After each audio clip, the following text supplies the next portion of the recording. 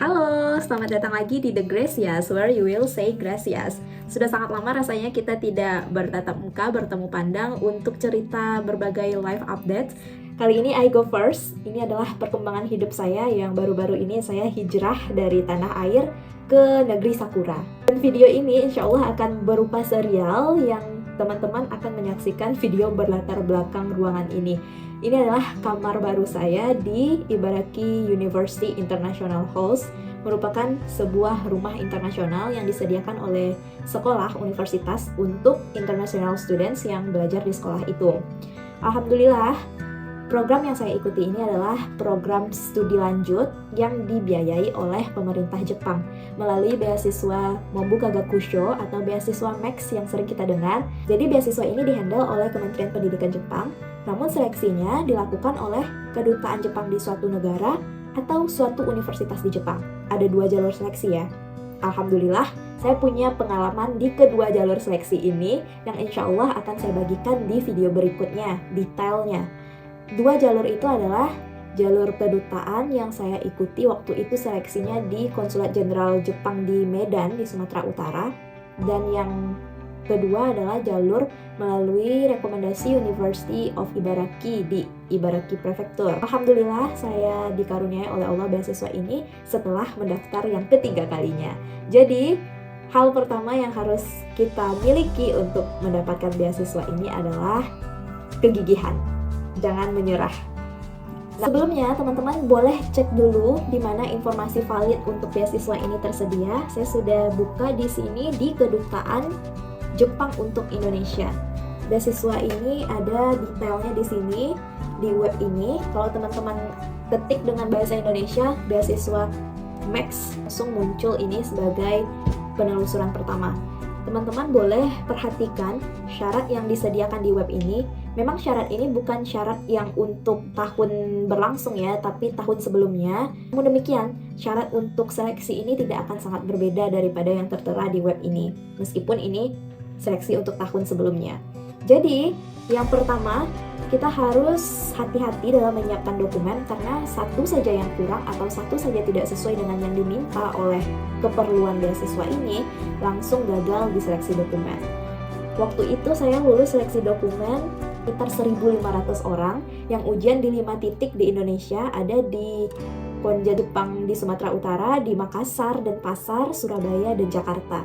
Dari peserta yang ujian di 5 titik ini diluluskan 120 peserta saja. 120 tersingkir sekitar 1.300-an. Menurut teman-teman, apakah itu keberuntungan yang berperan di sini atau memang kepintaran orang itu?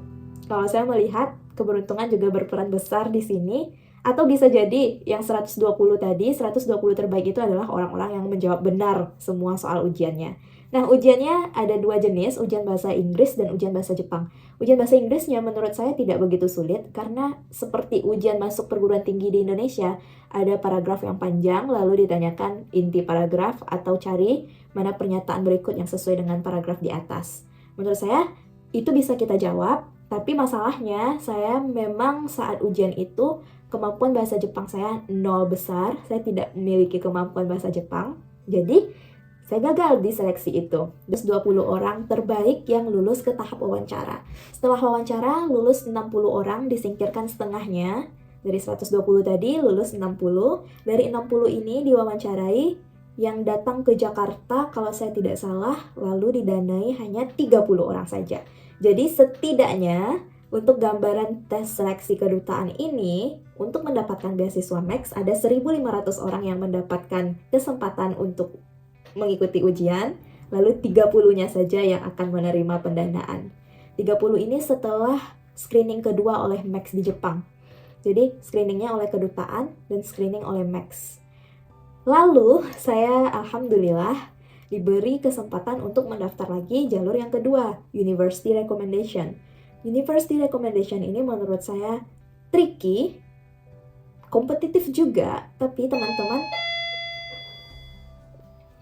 jadi barusan yang datang itu adalah petugas pos yang mengantarkan dokumen yang saya kirim dari Indonesia. Ini orang tua saya mengirimkan dokumen. Detailnya nanti akan ada di serial video ini, jadi nantikan dan nonton video yang saya upload berikutnya karena ini berkesinambungan. Yang mana kalau menurut saya tidak mudah untuk menemukan seseorang yang bisa membimbing kita selama program kita, dan ia yang akan mengajukan nanti anak ini perlu didanai, tolong didanai.